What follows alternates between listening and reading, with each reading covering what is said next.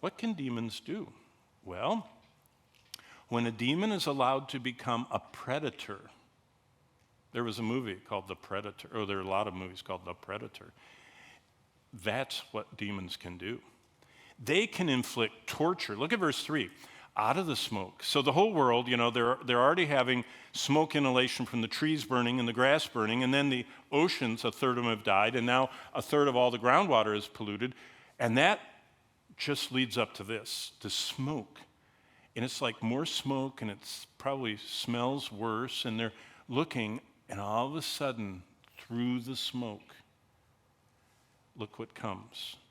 Out of the smoke, verse 3, locusts come on the earth. And to them was given power as scorpions of the earth have power. They were commanded not to harm the grass of the earth. So these are not locust insects. These are demon locusts. These are monsters. John said, look like locusts. They act like locusts, and they are coming through, out of the pit, through the smoke, and they don't eat grass or any green thing. They don't eat the trees. They go after anyone, look at this, who does not have the seal of God on their forehead. Oh, do you know what Hebrews 1:14, I was having a little conversation with Joy about this. Do you know what Hebrews 1:14 says? Are they not all ministering spirits sent forth to minister for those who shall be heirs of salvation? Do you remember I read to you in Ezekiel 9 that the angel marked all the people God did not want to be killed by the Babylonians? Now God has marked people that he doesn't want these locusts to bother. Certainly they're the 144,000, and certainly they are people that are hearing the gospel and are going to come to Christ. And those people are not tormented by these. God doesn't allow Christians to be tormented by demons.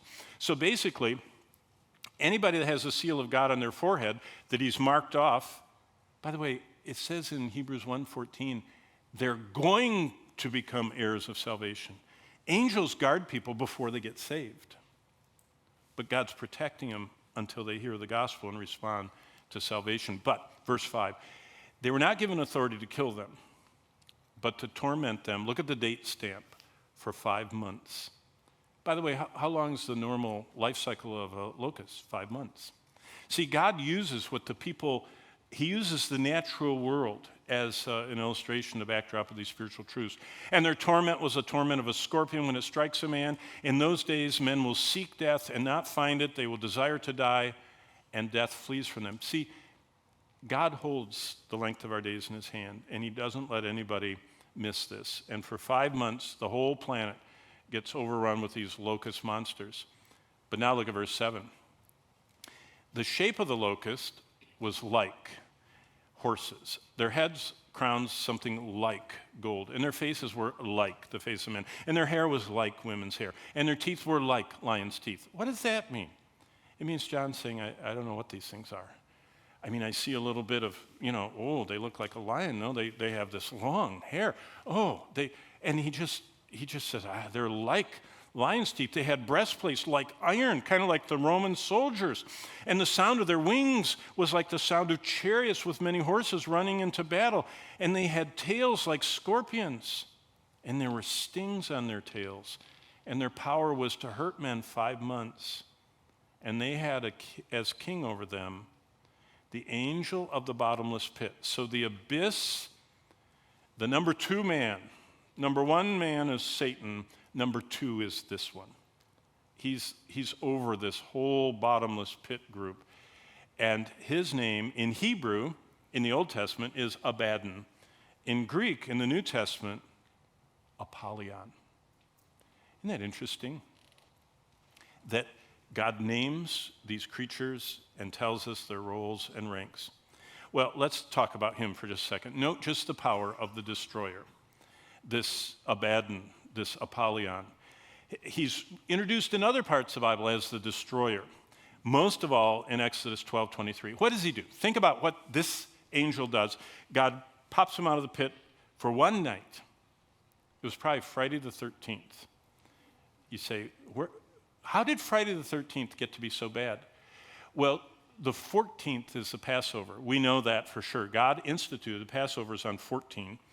And the Passover starts on the evening of the 13th as it turns to the 14th. So that's Friday night at sunset is that night, the night of Friday the 13th.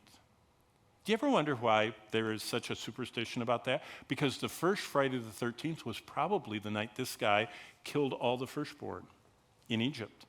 And it went down in history as a really bad time. What did he do? He's let out of the pit. He can analyze. He goes like this and looks over Egypt. And God gives him an assignment. He must obey God. God says, I want you to kill the firstborn male of the humans in every house. How many houses were in Egypt? Well, they figured that there had to be millions of people to build those pyramids.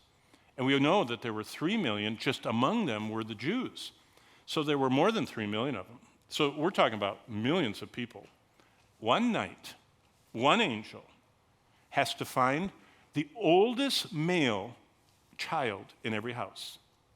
Now, we could do that in America. The Pentagon could easily do that in about 4 years.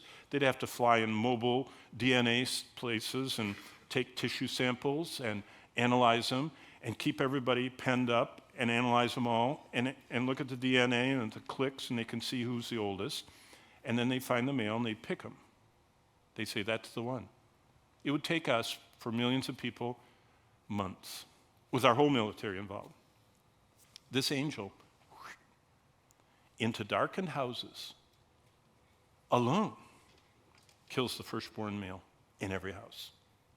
But he avoids the ones that have blood on the door and the posts, because those are protected, kind of sealed by God.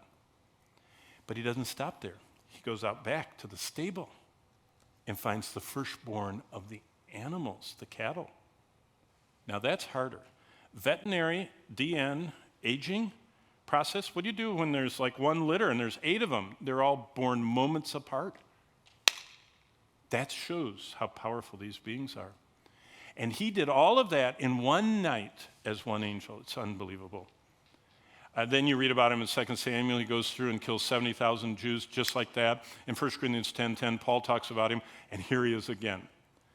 But what that leads to is the next trumpet. Now you notice where we are. That was the 5th trumpet where we met him. Now the 6th angel comes out, comes to the edge of the kind of the balcony of heaven, blows his trumpet. John can see on earth, and this is what happens.